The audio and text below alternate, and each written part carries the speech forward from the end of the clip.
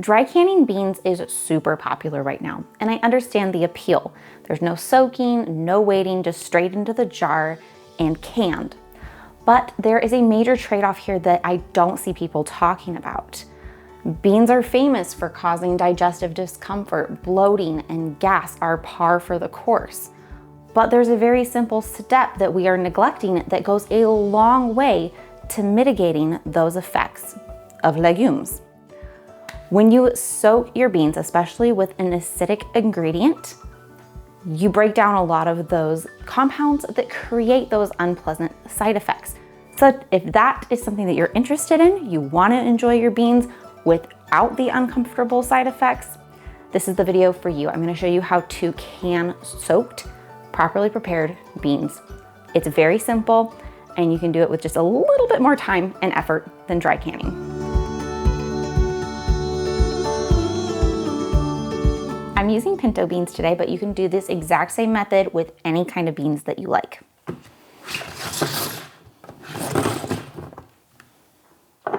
And all we're gonna do is measure out about 8 cups or 4 pounds of beans into a big enough bowl to hold it all.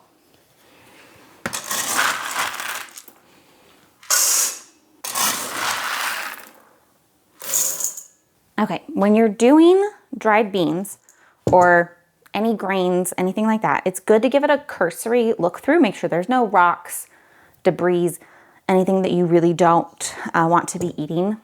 Sometimes you can find just little field debris that got missed in the sorting. So just a couple like little shriveled, not very nice beans and a couple broke ones, but nothing major. I just pull these out, set them to the side, and now we're ready to soak. And the very important step when soaking for the best possible digestibility is to add something acidic while you are soaking.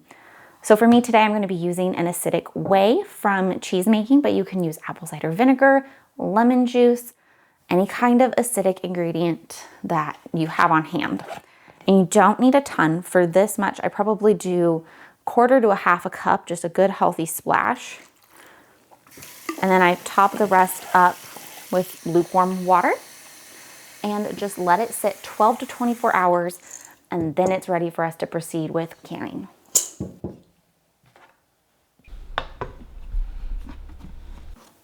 I'll see you guys tomorrow to put these in the canner. So our beans have expanded a lot. They're taking up this entire bowl now. And this is looking great. A little bit of bubbles on top is no big deal. All we need to do is get this strained and rinsed really, really well. And then we can move on to getting it packed in the jars.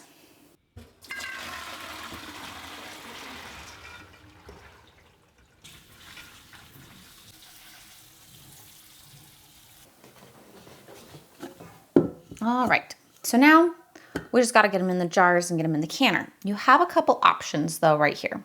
Well, you have one alternative option. I kind of go halfway between the all the way cooked method versus the dry canning beans method. A lot of the like really old fashioned bean recipes will have you now fill a pot with hot water and cook these for at least 30 minutes to have basically fully cooked beans before you can them. And I find that that just kind of takes the beans into mush territory. So at this point, I will pack them into the jars, fill them with water, similar to the dry canning bean method, but with all the benefits of having properly soaked this with a little bit of acid, so it's gonna be way more digestible.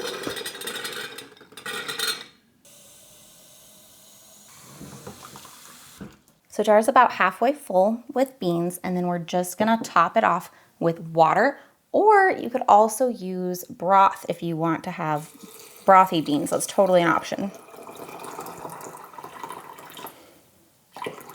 And leave about 1 inch of headspace.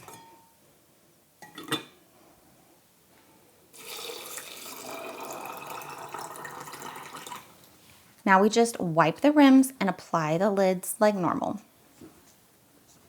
Real quick shout out and thank you to Azure Standard for sponsoring this video. You guys have been a lifelong customer and fan of Azure Standard. They have a phenomenal selection of bulk, organic, just amazing goods. So if you haven't checked them out yet, definitely do. There's a link in this video's description. And if you're a first-time customer, you can save 15% with the code PATIENCE15 on your first order.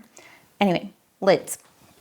So I'm using a 2-part reusable lid because these are for my own family use and I just really love these, but you can use any lids that you like.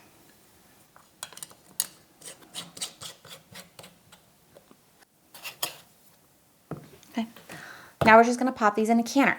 The thing is, when we're doing a hot pack, we want our canner to already be hot, and if we're doing a cold pack like this, we want the canner to be cold.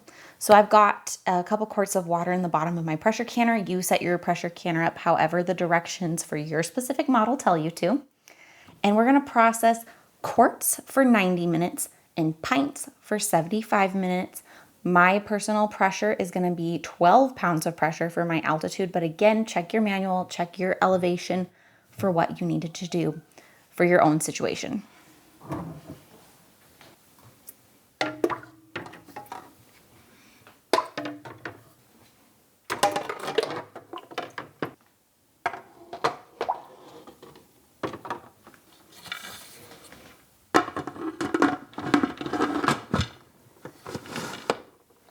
So when we're pressure canning, it's important not to bring the temperature up or down super fast because that can cause siphoning problems amongst other things.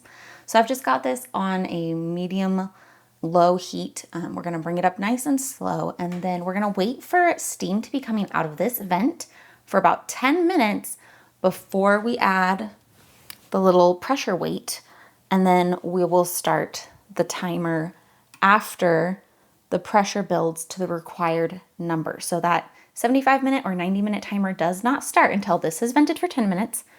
We pop this on, the gauge will go up, up, up, up, up. When it hits the right amount, then we start the timer. So once the timer goes off, we can turn the heat off, but just leave everything right here. And then we wait for the pressure gauge to go all the way down to 0 and for the little pressure vent in the back to fall down. And then we wait a tiny bit more just to make sure that everything is settled down. Then we can take the lid off and get the jars out.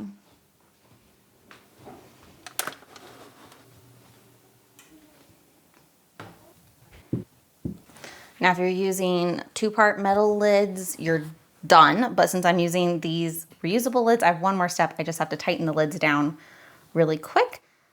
But that's pretty much it. And I'm really liking this method. It's kind of a nice middle ground between dry canning and doing the full hot pack method. I get the best of both worlds. It really doesn't take that much more time and effort to soak the beans before I can them, and I get all of those benefits of better digestibility with really, really minimal extra effort. So I hope you guys enjoy this method and give it a try for yourselves.